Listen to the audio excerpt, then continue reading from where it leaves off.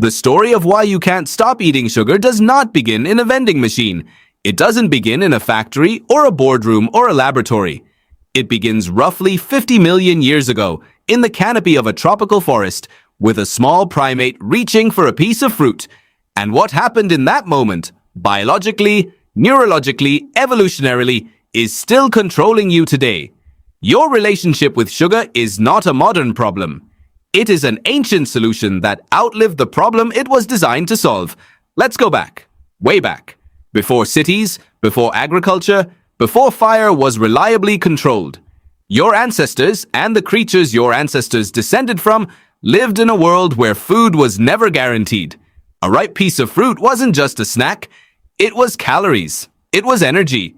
It was the difference between having enough fuel to outrun a predator or not. In that world, sugar, specifically the fructose found in ripe fruit, was one of the clearest, most reliable signals that a food source was safe and dense with energy. Ripe fruit is sweet. Unripe fruit is bitter, sometimes toxic. Your ancestors' brains learned to associate sweetness with safety and survival.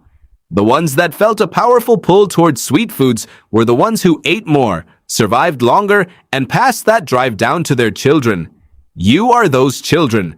Every single human alive today is descended from the creatures that couldn't resist the sweet thing. That's not weakness. That's the filter of 50 million years of natural selection, and you passed it.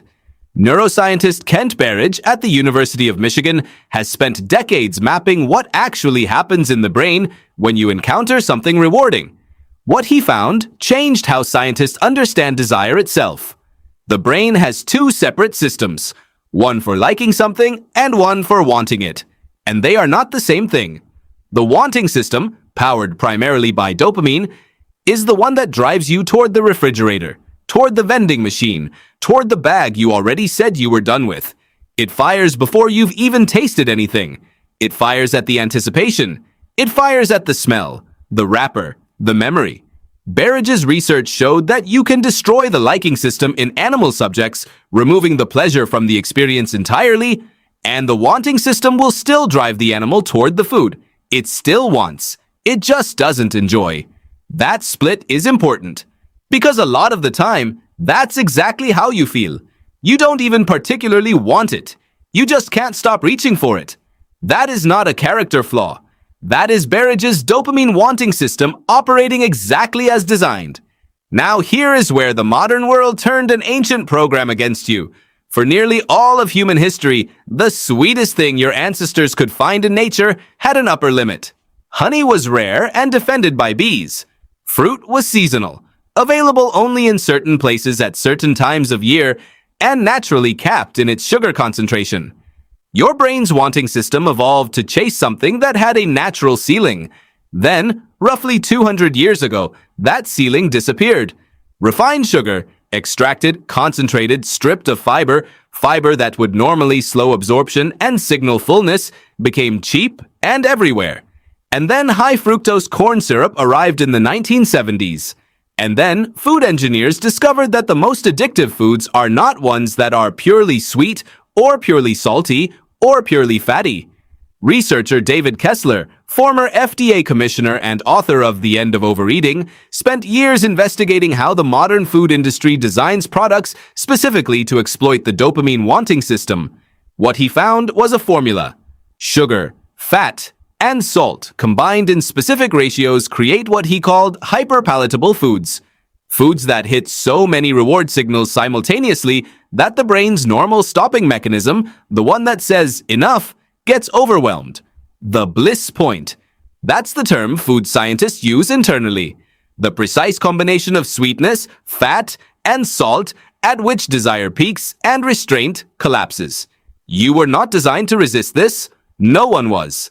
The brain that encounters a hyperpalatable food is encountering something that did not exist for 99.9% of human history. It has no evolved defense against it. But here's the part that most people miss. Sugar doesn't just hijack your dopamine system, it also suppresses a hormone called leptin. Leptin is produced by your fat cells, and its job is to travel to your hypothalamus and say, "You have enough stored energy, stop eating."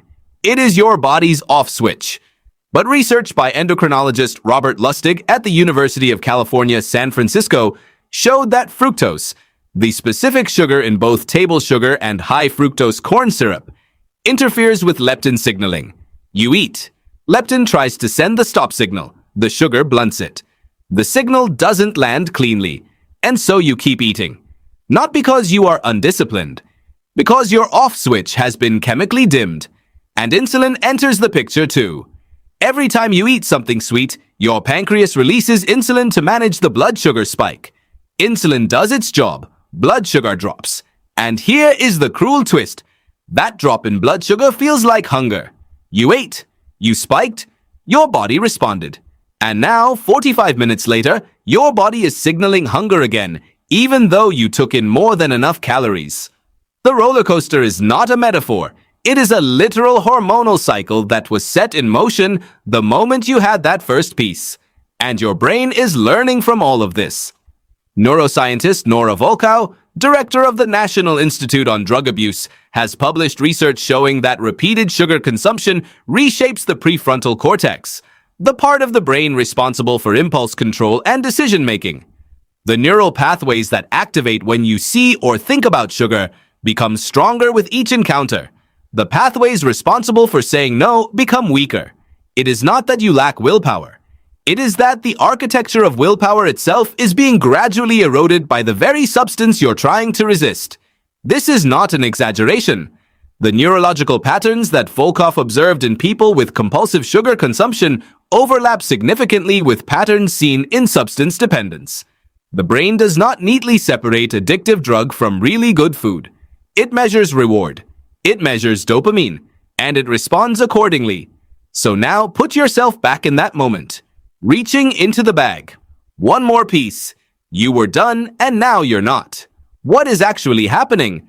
Your dopamine system is firing on anticipation before the food reaches your mouth. Your leptin signal is blunted, telling you inaccurately that you still need more. Your blood sugar is on a descent that your hypothalamus is reading as need.